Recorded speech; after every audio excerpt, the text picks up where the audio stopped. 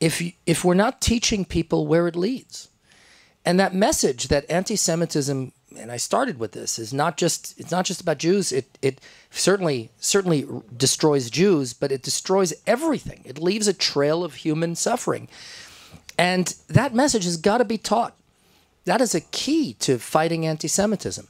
And so, yes, I think that is absolutely critical, deeply, deeply important.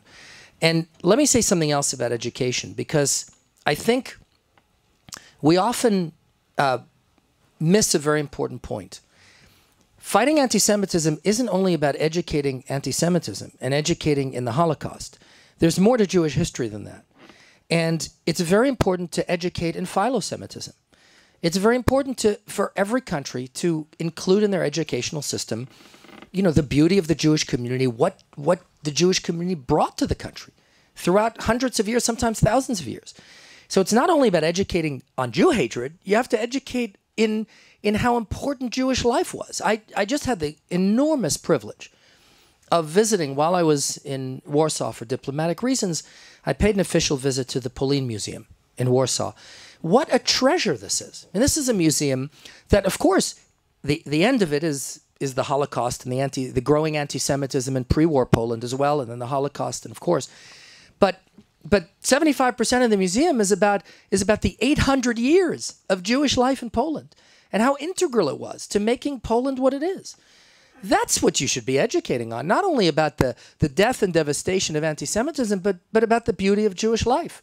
Because again, you know, we talk about tolerance like it's the great virtue of our age. I don't know anybody who aspires to be tolerated. We should be aspiring for appreciation and affection, not just for Jews, but for every ethnic community in our country. And so that kind of education is deeply important.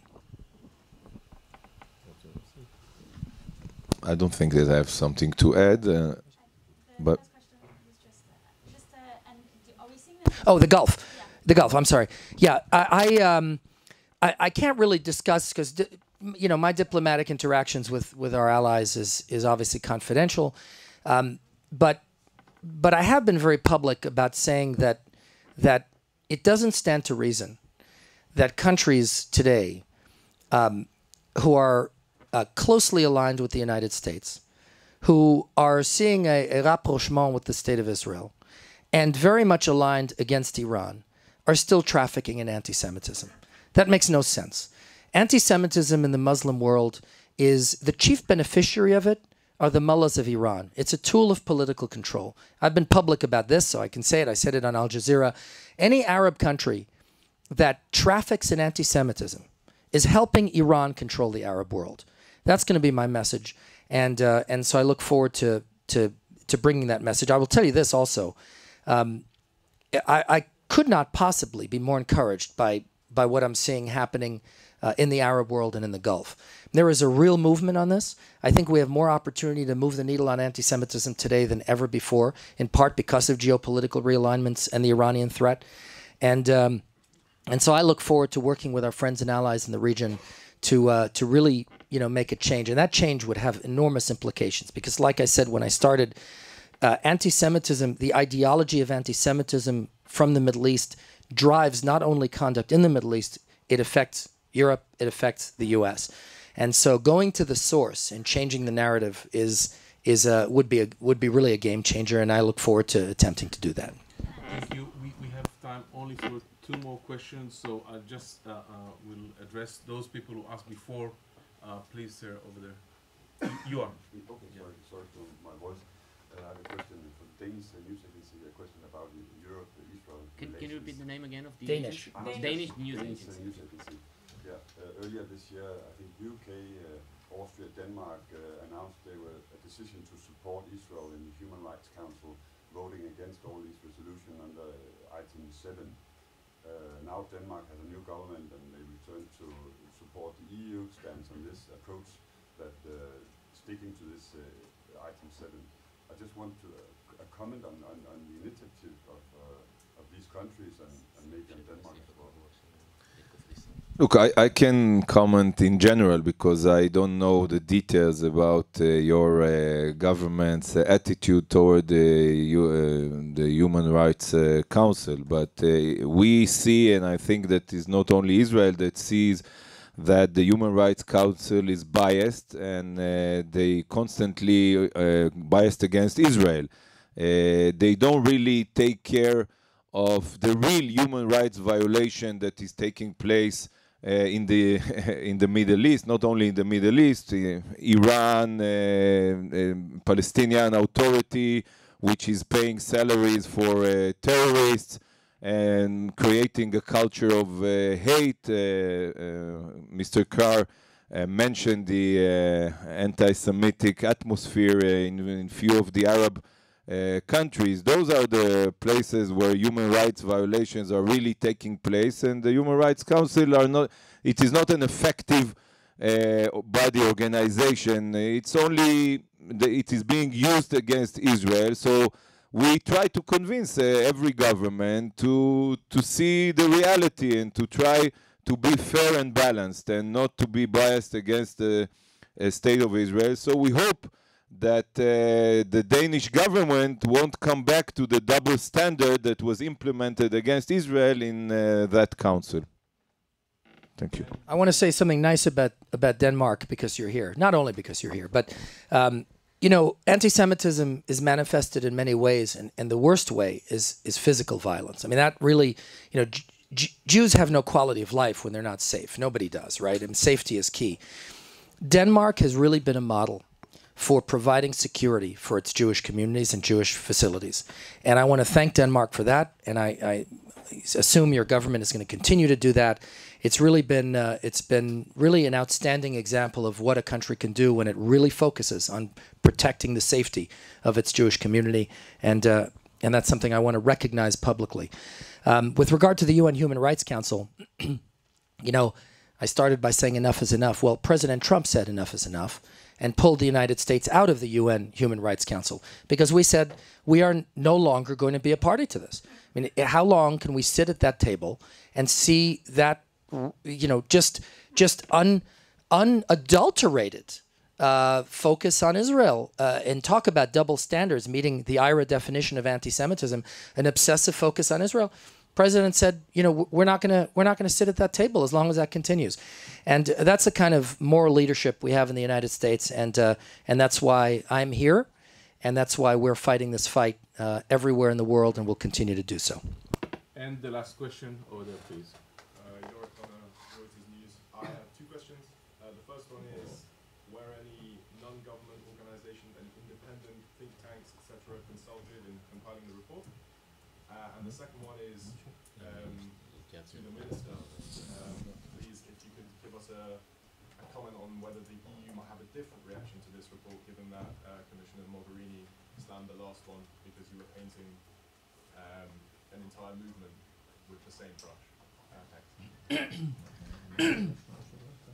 So I'll answer the first question, and then, with your permission, you will repeat the second question. So your first question was in regards to the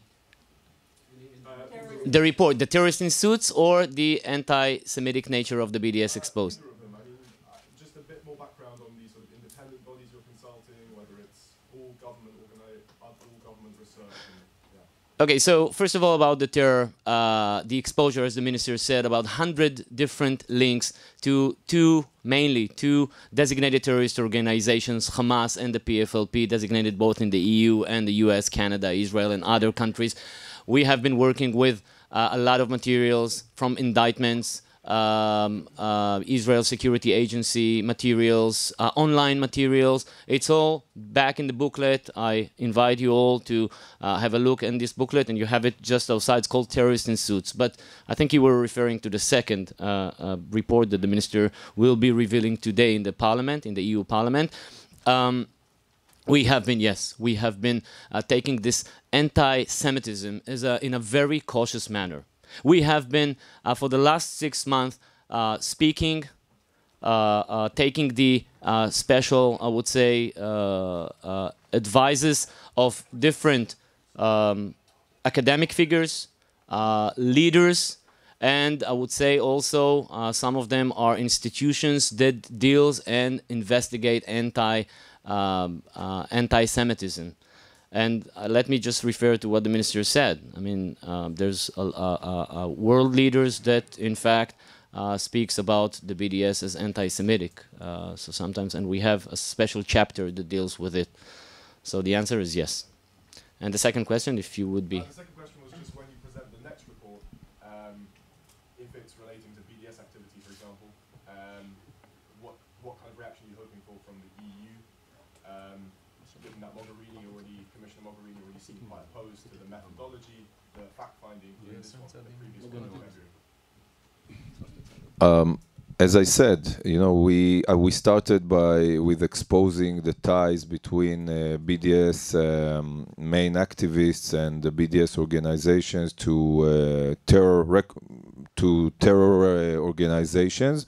Now we published the report that is exposing the ties and the close ideology between the BDS movement and its main activists to racism and anti-Semitism.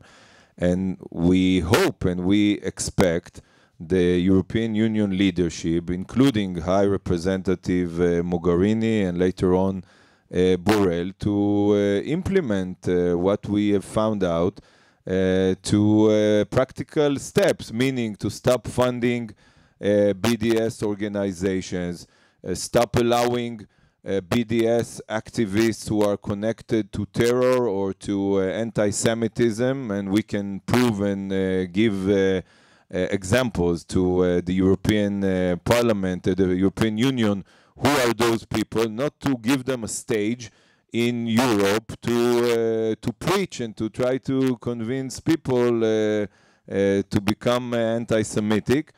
And what about this? And again, to condemn those views and to condemn any kind of cooperation with those organizations, because, as I said again and again, this is only a disguise. They don't really want to solve the conflict between Israel and the Palestinians. We have all their quotes saying that there shouldn't be a Jewish state in any part of Palestine. No, it's not about borders or sovereignty. It's about denying the Jews' right to self-determination. That is the BDS. That is what the BDS is all about. Thank you very much. Unfortunately, time's run quick, so I would like to thank Minister Erdan. I would like to thank Mr. Alan Carr and Rabbi Margolin and Tzachi Gabrieli.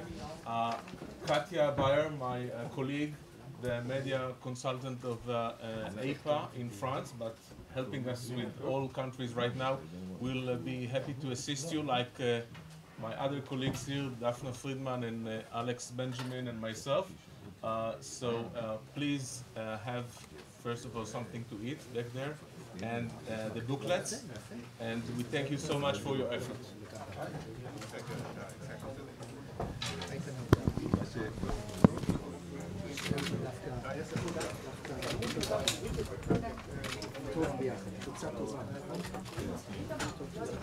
Can we have a picture together?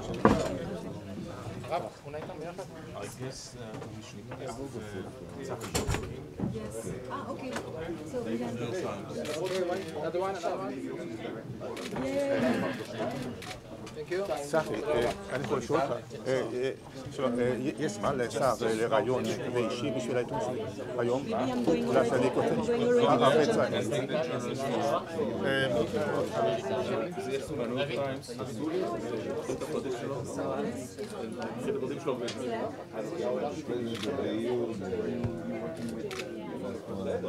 אולי רק כמה דקות, כן. אם לא עכשיו, אולי אחרי סנטי. זה טוב, אני אגיד את זה Mr. Carr, just a question. You referred to Arab שלום, שמי משה בבית, כן. יש הזמן לאיזה רעיון קצר, כרגע נורא לחוצים, אנחנו לצערנו נורא לחוצים. אני מבין, כן, אבל לא עכשיו. לא, עכשיו כמה דברים שאנחנו חייבים עכשיו, אני מתנצל. סליחה. בהזדמנות אחרת.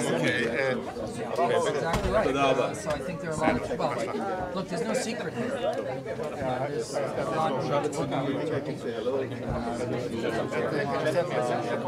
Yes, April will spread to the entire. Not just recently. I look forward to visiting Turkey. I hope we have the opportunity. No problem.